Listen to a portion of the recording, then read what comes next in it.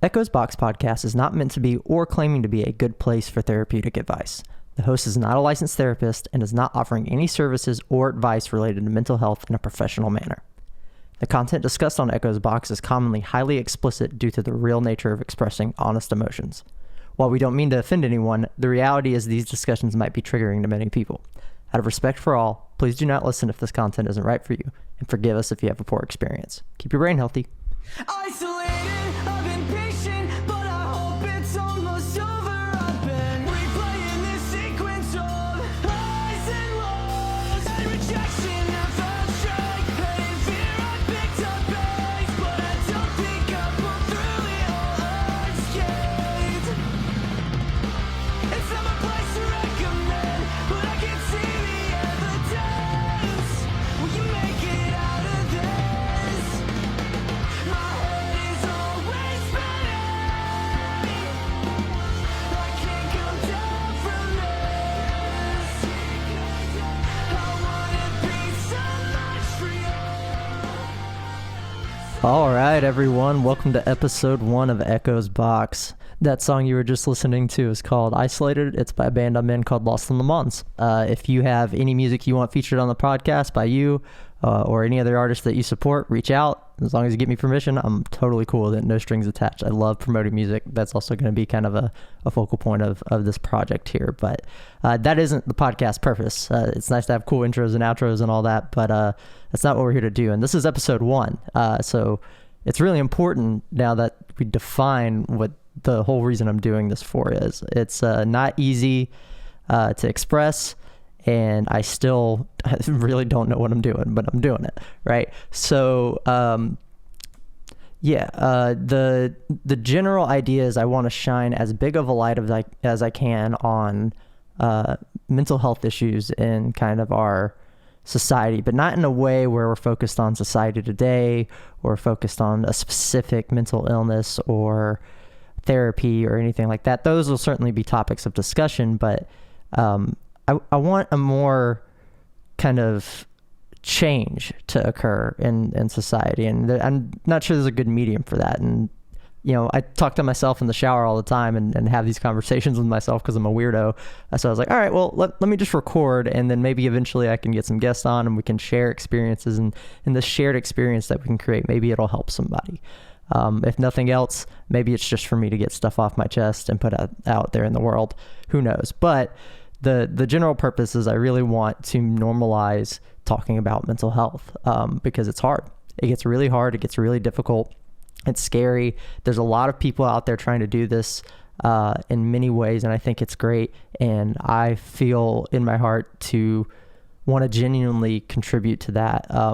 I'm not looking to make any kind of money off of this. I'm doing this completely out of pocket. It doesn't matter.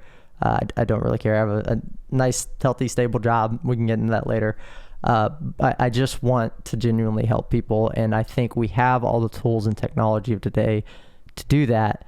But it's still difficult because there's so much disingenuousness out there. And I want to break down that barrier as much as I can, to let humans be humans and just to let us kind of be ourselves and be real and be honest and not be scared of being human, because life is scary enough as it is. So don't know how successful I'll be, but that's the goal. That's the purpose. And that's why we're here. So it's Echoes Box. The name and meaning is kind of loose. I wanted to do like Echoes Chamber or something like that to play on words, where it's like an echo chamber, because sometimes I'll probably just be talking to myself if I don't have a guest. Like episode 1, big surprise, no guest. I'm just starting out here. But the idea is I have a dog named Echo, and he's my whole world. I have 2 dogs, Echo and Luna. I love them to death, but Echo, it just kind of pulled together like an echo chamber type thing. I like the play on words, but then there's a lot of podcasts called that already. So I was like, oh, we'll call it Echoes Box. And now it's just a catchy name with a cute picture of a dog that people probably like. So that's it. There's nothing really special, if you were wondering. I'm trying to just touch on all the basics since it's episode 1. But yeah, so that's the purpose. That's what's going on. That's the name of the podcast. And now I suppose you need to know who the hell I am. So my name's Casey. First and foremost, like I said at the disclaimer, that'll probably be on every single podcast. I am not a therapist. Far from. I go to therapy, highly recommend therapy. Please go to therapy if you need therapy. I highly recommend it. It can be great. May not be for everyone, but I am not a therapist. I will not be your therapist, and I am not offering any kind of services. This is just to open up discussions and ideas and help people think through things through shared experiences.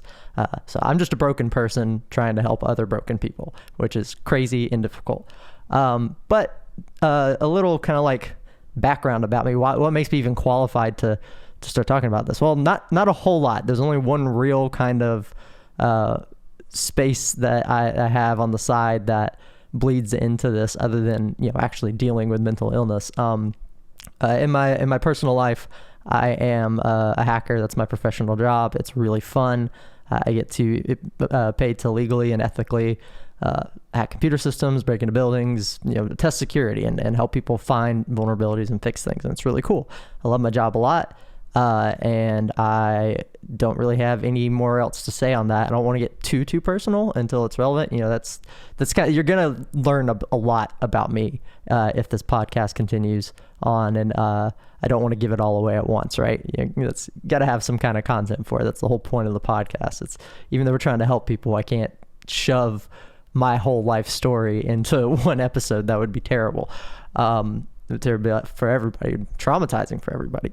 But outside of that, the kind of more leadership side where I am called to, I find myself mentoring a lot of friends and family and stuff like that. I tend to be the one people come to for advice, and I'm kind of self-aware of that to a point. I don't think I'm any good at it necessarily, but the reason that I notice that happening so much is because I do have kind of this side passion for spirituality and just general philosophy, which is kind of a part of what I want to touch on here. This whole podcast is not only just mental health, but it's thinking about things. Why do we think about things? How does our views on ethics and morality, spirituality, whatever you think or believe, how does that impact your mental health? And what are some tools you can use to improve your mental health, or even just stay stable and make it to your next day? So I am technically an ordained priest. It's technically in Christianity, but I'm not a Christian. Don't have any problem with any world religions.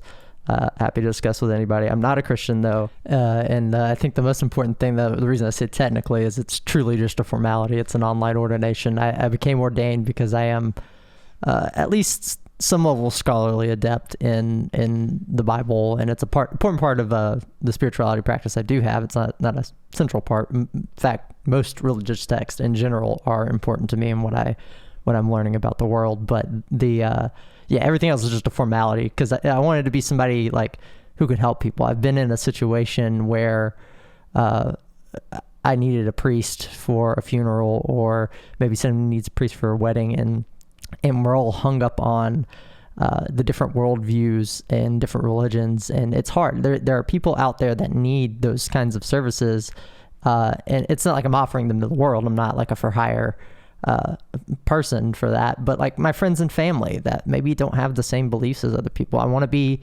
a neutral party for that, and I think that that can kind of do whatever. So yeah, it's just a formality.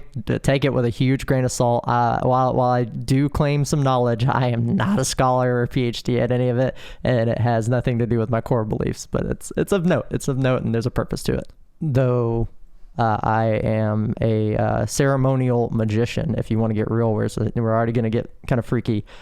So I learned a lot from people like Damien Eccles and Jason Louv, and even the classics. If you're even remotely familiar with what the hell ceremonial magic is. If you're not, then basically don't Google Aleister Crowley and dive down a rabbit hole too hard, because it'll get real confusing. Instead, just acknowledge that it's a meditative practice. In fact, all ceremonial magic really is just like Hinduism or Buddhism or other Eastern traditions that practice this kind of meditation state to kind of enlighten themselves and grow and fulfill their own will. And magic is just a Western version of that. It's really no different. In fact, it pulls a lot of the other practices from different world religions and different studies, and kind of incorporates them into a fast track of sorts, so you can get there faster in theory.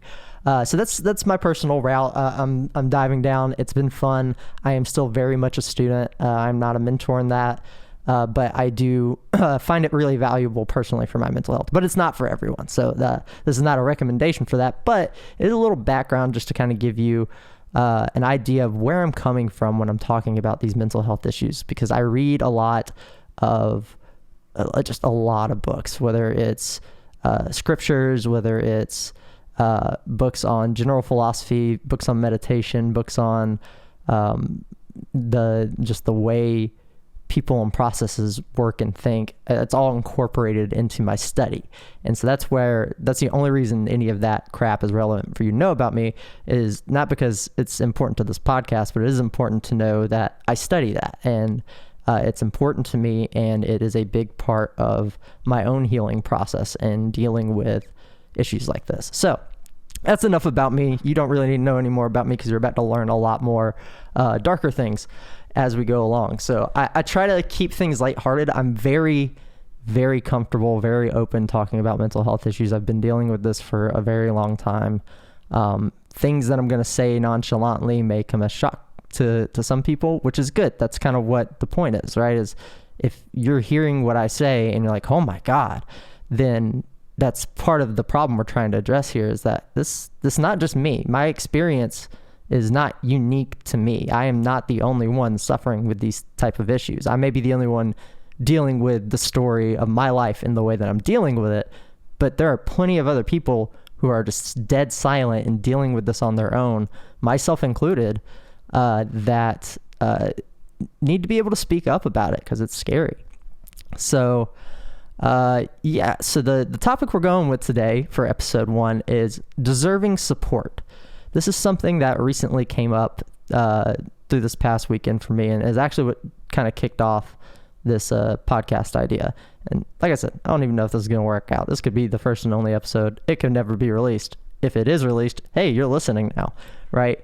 But I really want to get into deserving support and kind of how I got there. So I personally, I have I got a lot of issues, you know. I'm a human, but my brain's a little wonky. So one of the issues I deal with is major depressive disorder. And it's really funky because I have very high functioning major depressive disorder. If you look at me from the outside, I have a very stable, good job. I'm able to afford my house, have a nice car, dogs. I'm able to get out and socialize. Like, I live a pretty fulfilling life. I don't have much in life to complain about. Yet, the crux of my issue is I can't enjoy any of it. I don't feel positive emotions, and it's not my fault. And it's very frustrating, because I can feel sad things, or I can feel numb or empty and nothing at all, but I can't even go and enjoy something. It's like I disassociate, and I can go do it. I'll be a happy person. People want to be around me. I'll be putting out energy I don't even have to give, hoping I get it reciprocated back. But at the end of the day, I didn't get to experience the cool, fun thing I was at, even though it was objectively cool and fun. And so my brain kind of works like that. It's very logical and self-aware, where I can see those issues, but I can't feel it. And that's so frustrating, because feelings are so much more complex than the way you think, because you can analyze your feelings all day long, but if you can't do anything about it, if you can't change it, you have to feel them. Sometimes we try to change them, sometimes we try to logic our way out of it, but ultimately you need to feel them, and I don't even get to feel anything, and it fucking sucks, right? So I was diagnosed with this formally about 2 years ago now, but I've had it for sure since I was at least between the ages of 8 and 12. I couldn't put an exact date on it. I barely remember a lot of that part of my childhood. I'm 26 now, which is kind of sad, but that's just trauma blocking. 'Cause I can dig it up if it really needs to be dug up, and I can isolate certain events, but otherwise I don't really think about it too hard. So it's kind of hard to determine the starting point. But what's important about knowing that it did start early, it helps you reaffirm through the rest of your past that you've gone through, that there was just something wrong. There's something you needed help with. and you didn't know. And so all those actions and stuff that you did, it's not that you have an excuse for it now. It's still your mental health. You have to deal with it, but at least you can understand why. You give it a name, you know what it is, and now you can approach it differently. And for me, that kind of started after I had a giant breakup about 2 years ago. So I was dating this girl. She was my best friend for like a decade. We dated for 8 years. We're likely getting engaged shortly after she broke up with me, or at least that was the plan as far as timeline goes. And it really sent me into a weird place where I started to realize that I'm not doing okay. I haven't been able to feel or enjoy things. And kind of the first thing I realized was one of the reasons things kind of fell apart was my fault. Is I didn't address my mental health because I didn't know anything was going on. I felt okay. I was happy in my relationship. I was happy with all my friends. I was happy with my job for the most part, and I was kind of moving along and excelling in my career. Like I was in a pretty good place post college, and it really was all good. I felt okay, but underneath I was still numb, and I was just ignoring it, and I didn't know that. I didn't know I needed to go to therapy. I didn't know I needed help. I didn't know I had something I had to deal with or was always dealing with because I had distractions. So I would view myself through the lens of my partner. So my partner would think of me in loving ways and find me attractive or find me to be funny, wholesome, kind, whatever. They would project these things onto me, and that defined me. I let somebody else define who I was. And that was damaging for me in the long term. And I didn't know that was going on. And I didn't realize it until the breakup. And there were things that we couldn't really resolve in the way that I have at this point. But ultimately, as far as mental health stuff goes, I wish I had listened to her sooner, and we could have avoided a lot of strife. I don't necessarily think the relationship might have continued because she ultimately left for someone else, and that's okay. But the problem of me not getting help as soon as I need it, and when she's screaming at my face, noticing things that I need help, and I'm like, no, I'm fine. I'm not actually depressed. I'm just sad this day or whatever. That wasn't healthy. That wasn't good. It really put a strain on the relationship. And the best thing she did for me, even though I tried, of course, to reconcile, you don't just throw away an 8-year relationship and give up. I tried to reconcile and say, okay, well, we can fix things together here now that we understand what's going on and we've opened up about these issues and how we feel. But I think it would have been a much slower process, right? So a process of healing and having support that in healing with your mental health is great. And that's kind of what we're going to ultimately get to in this discussion. And that's why I'm starting at this point. But at the end of the day, the best thing she did for me was introduce me to my current therapist. It was hers at the time. And she was like, hey, sorry, leaving you. And here's the therapist. You need therapy. Go. And I was like, okay, you're right. I need therapy. I'm going to go. Thanks. And so I did that, and I've been doing it ever since, and I absolutely love my therapist. I have a great relationship with my therapist. It's really been helpful and enlightening. And the best thing about it is not only being able to identify what I am thinking and feeling and processing things, but actually identifying what the hell is wrong with my brain and giving it a name, giving it the target, right? And the best part of it that I think is coming from all of that strife and all of that trauma and that relationship that made me push into going to therapy is that I had to deal with it on my own, like completely on my own. And that made me not reliant on how somebody else viewed me. So that, like I said, I would always view myself through the lens of her. And that was very damaging because after the relationship ended, her lens of me changed from somebody she loved, cared about, and thought was cool to somebody she really probably never wants to see again because she's got to move on. And that makes me feel like a piece of trash, right? So if I am accepting the projection of how somebody else views me and not being myself, then I can't be happy. I'm always going to be accepting that judgment as me, as it's real. And it's not fair. It's not fair. It's not part of you. Even if somebody sees you from the outside and makes a statement about you or has an opinion on you, that's just their view of what they see of you. It's not necessarily wrong, but most people actually don't know the whole picture. Most people don't really know you. And that's one of the cool things about life, is you get to define who you are, and share that with the world. People are still going to put you in boxes, though. So what's important is that when people put you in those boxes, at least they're putting you in boxes that you created. So before I went from a place where I wasn't creating my own lifestyle, I was accepting the projections of others, and that was it, to now, when I present myself to people, I present me, and they take from that what they will. I can't do anything about that. That's how the world works. You do it too. I do it. But you at least defined their starting point, and that is so much more healthy, at least in my opinion. So yeah, that's kind of where things kicked off for me. And I kind of got to that point, and it was very, very difficult. It was during a time, shortly after COVID occurred. So I was in isolation after that. It was like, man, it was on Valentine's Day. And then shortly after COVID happened. So I was, brokenhearted and, alone in my house with my dog, and it sucked. And it still sucks. That's the thing. It was an 8-year relationship. It's traumatic. It's never gonna not feel shitty, but, going to therapy made me realize that I'm not just depressed because I lost a relationship. That happens. Relationships come and go, and it never feels good. It like, I had a breakup recently that was, it was terrible, but it was, much more amicable, and the timeline was a lot shorter on the relationship and all that kind of stuff.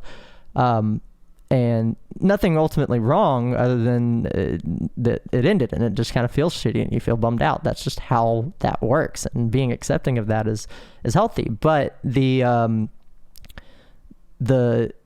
reality is, when it comes to mental illness, people do tend to have like seasonal issues. Again, not a therapist, not a doctor or anything like that. This is just what I know from reading and what I know on my own experience. That's what all this is. I'll try not to say that too much, but, in general, actual, like prolonged mental illness is like something that I struggle with. Like major depressive disorder is a very long-term thing. And in fact, it's not something that has a cure. It's something that's treatable, and it's something that you can do to make things better, but it's literally chemical imbalances in your brain, and it's not your fault. A lot of times it's caused by trauma. Sometimes it can be just caused by the way you were born.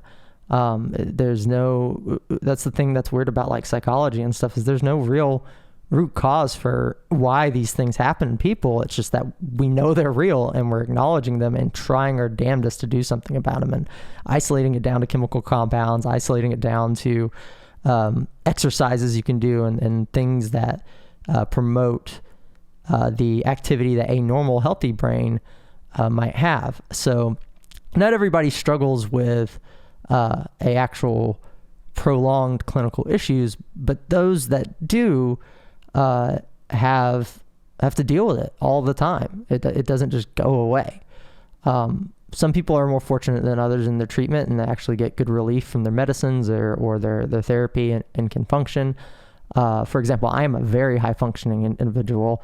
If you were to look at my life right now, like, I am fine. I've got a nice stable job. I love my dogs. I have a place to live. I have a nice car. I can go and do things whenever I want. I have tons and tons of friends, but I don't enjoy any of that. It's awful.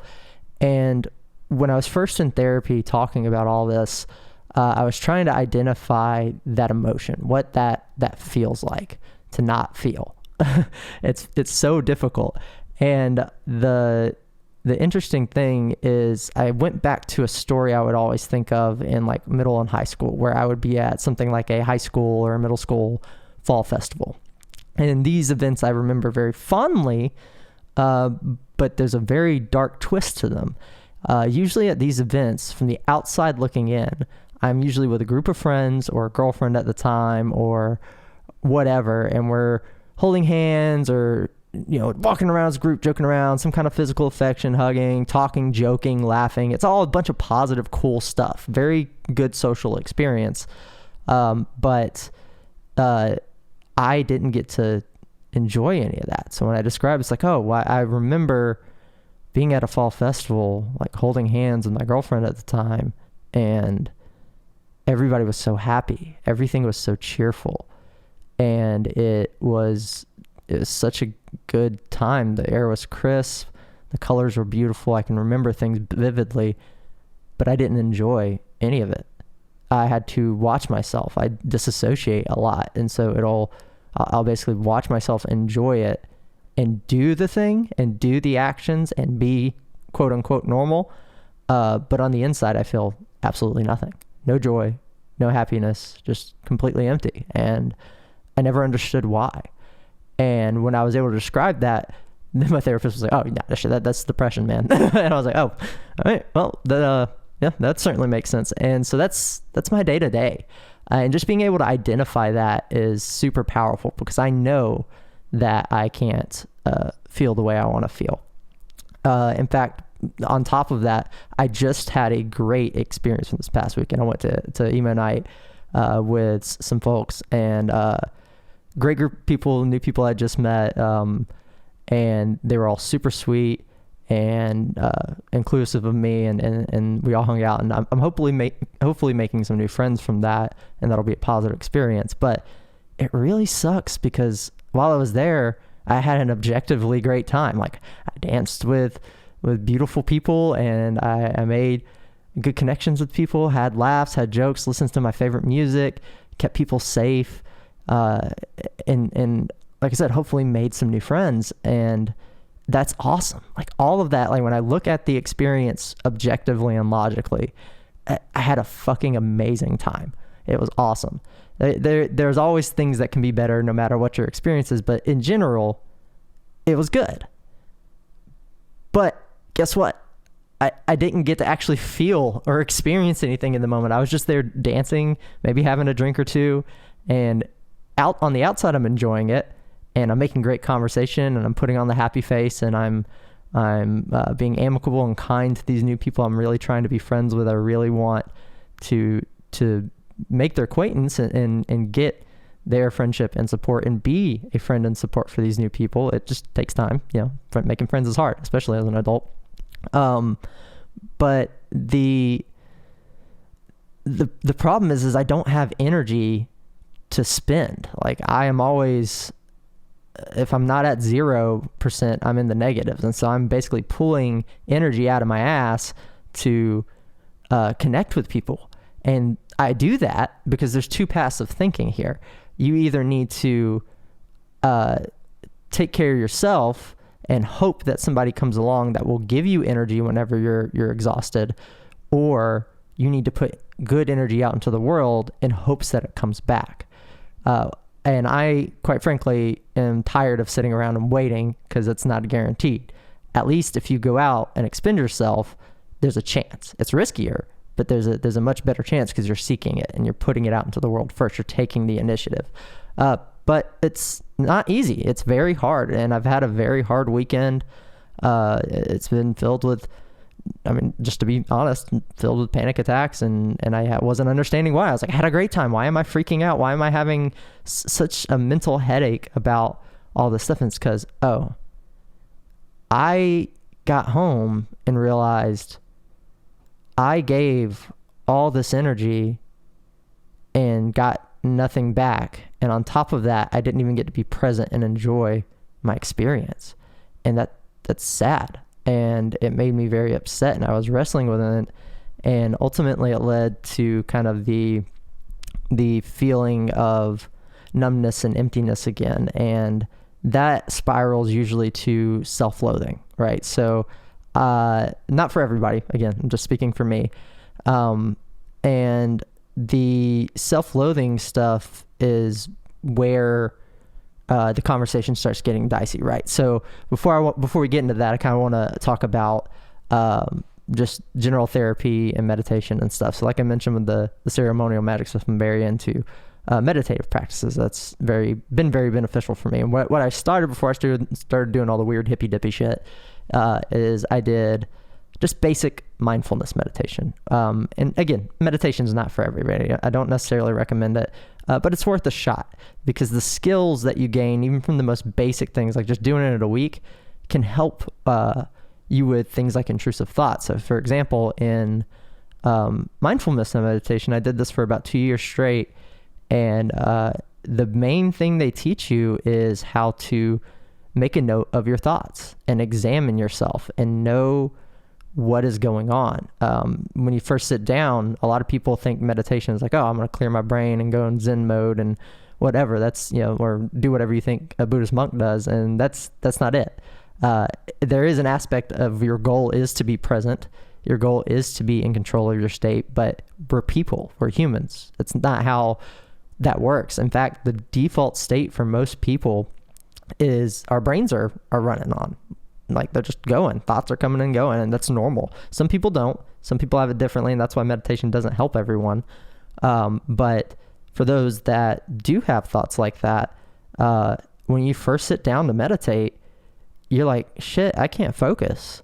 I'm thinking about the expired milk in the fridge, or I'm thinking about that random person I saw at the mall, or what I got to do for work tomorrow, like all the mundane stuff. And even if you sit even longer and you're somebody who is struggling like with mental health, you start racing your thoughts around all those negative stuff too. And at least that was my experience. But what's powerful about sitting down and doing the meditations, because what it teaches you is that it's okay. Your brain is thinking. It's supposed to do that. It is okay that these thoughts are coming. What you need to do, though, is make note of them. Be aware. Be present in your own mind that as a thought comes in, say you start thinking about how sad you are for whatever reason. What you have to do is not just sit there and drone on it. You have to step back for a second and say, oh, I'm thinking about this right now. That's a thing. Okay, I acknowledge it. And then you move on. And the thoughts are going to keep going, coming and going, because even if you push that one aside, they're going to keep going. But for each thought that comes up, as you notice it, and you're not going to notice every single one, but as you notice them, you just simply take a note, acknowledge that you thought about that, affirm it was a thing, and validate yourself, and then move on.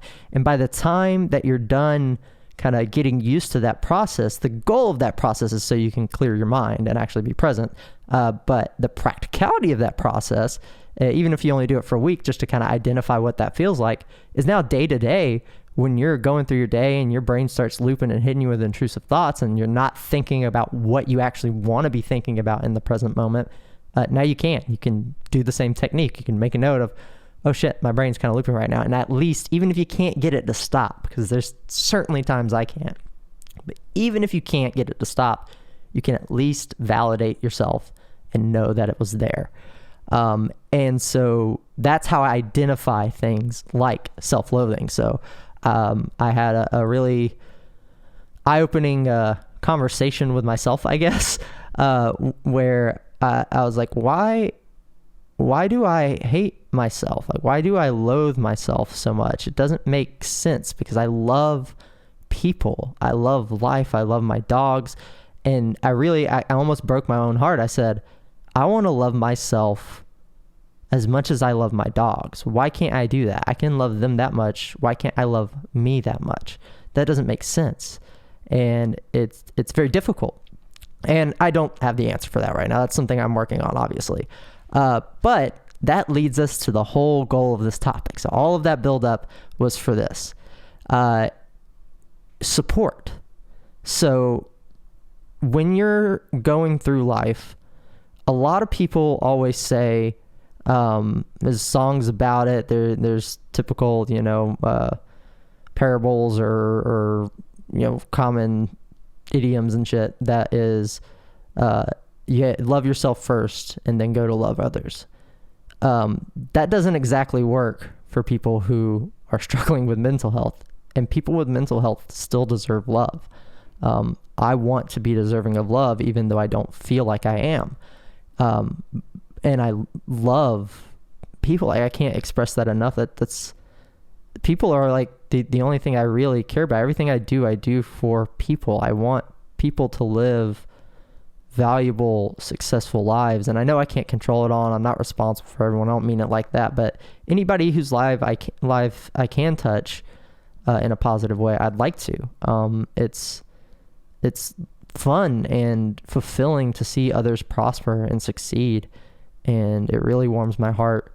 And it's the only place where I find happiness, if I could actually feel the happiness. And so see how frustrating it gets. It's like, oh, I can like support someone and give them a lot of energy and watch them achieve their goals.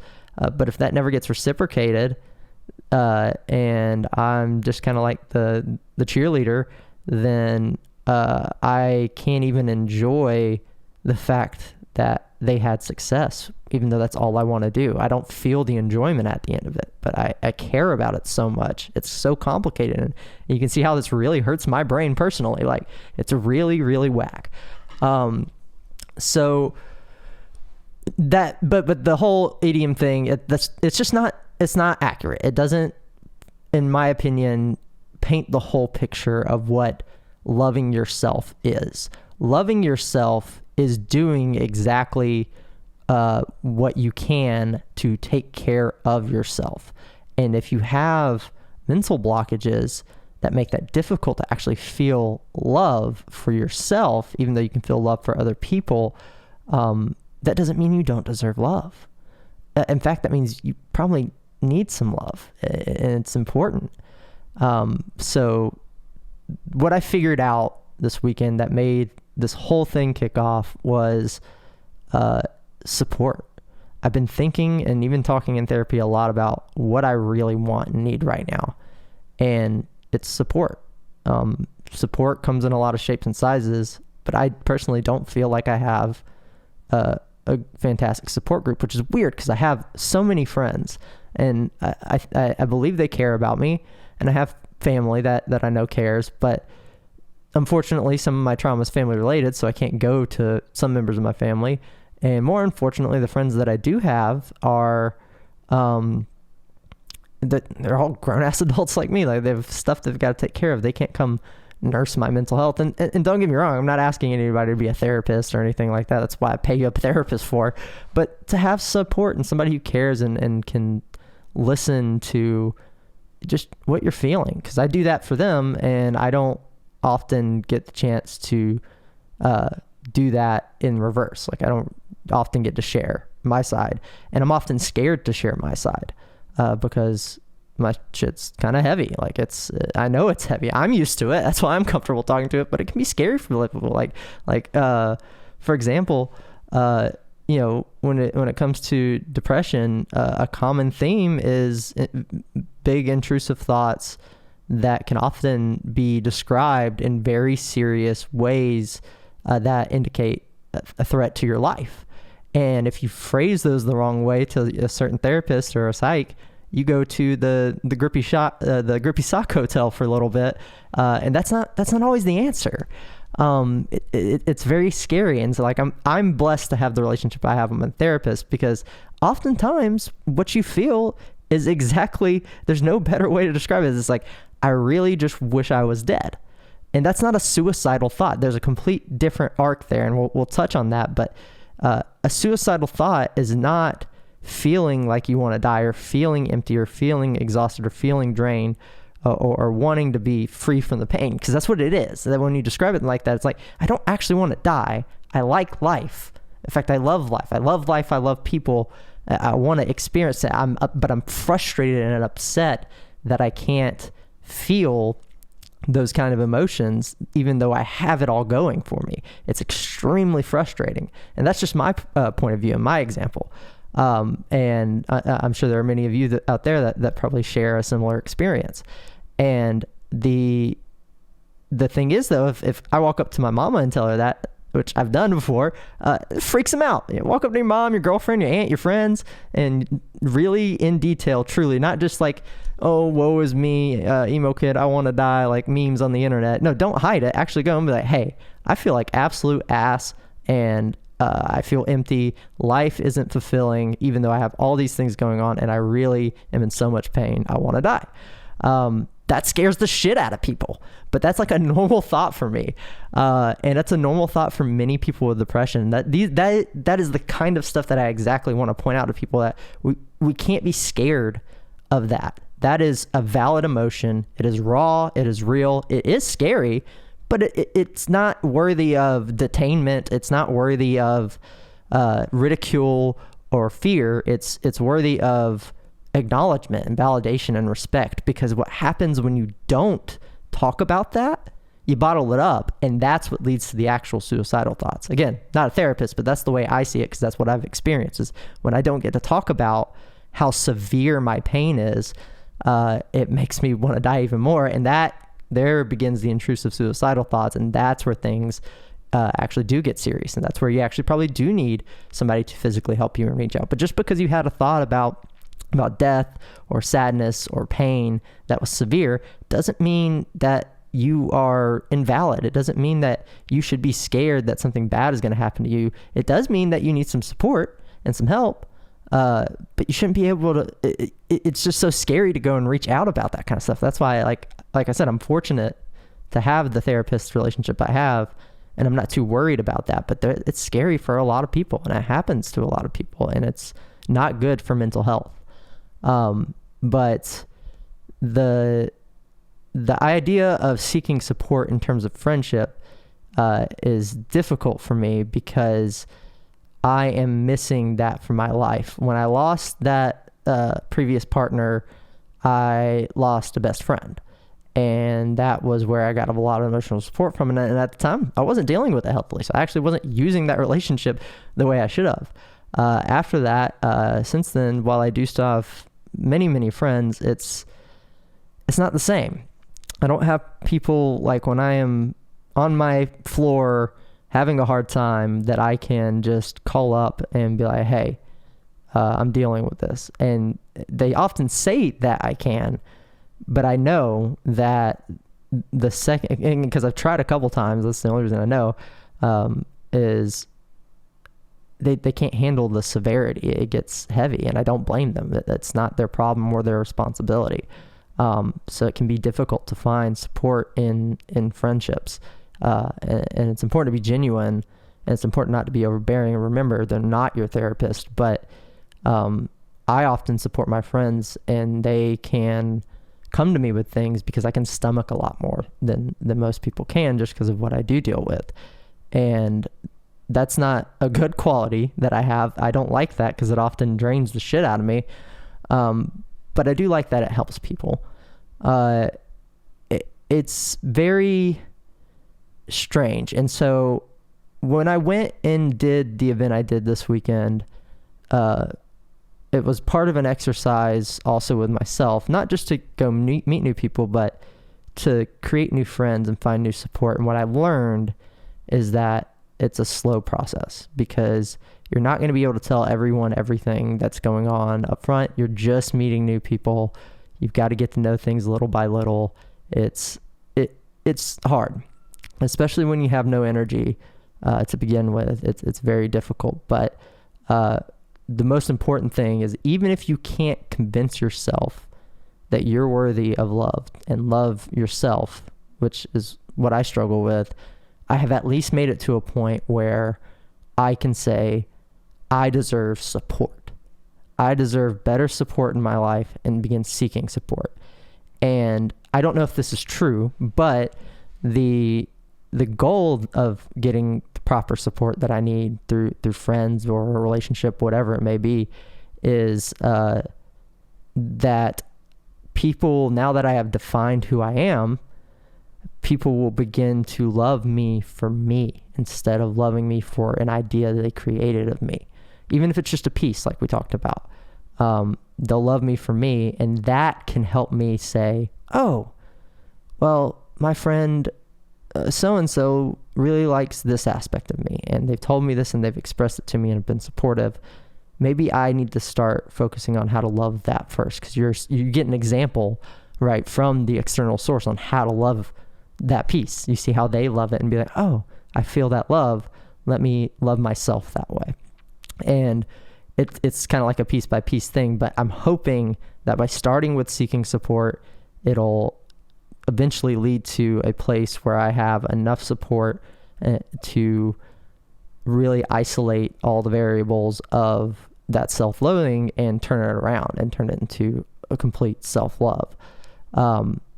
It's not going to happen overnight, that's for sure. But it is an idea. It's a thing to try, and it's something I want to encourage for others to just get out there and seek support. It's not going to be easy. I'm not done with it yet. I'm still in the process of it. But if you're having trouble with loving yourself, seeing others love you can help. And it's hard to do that.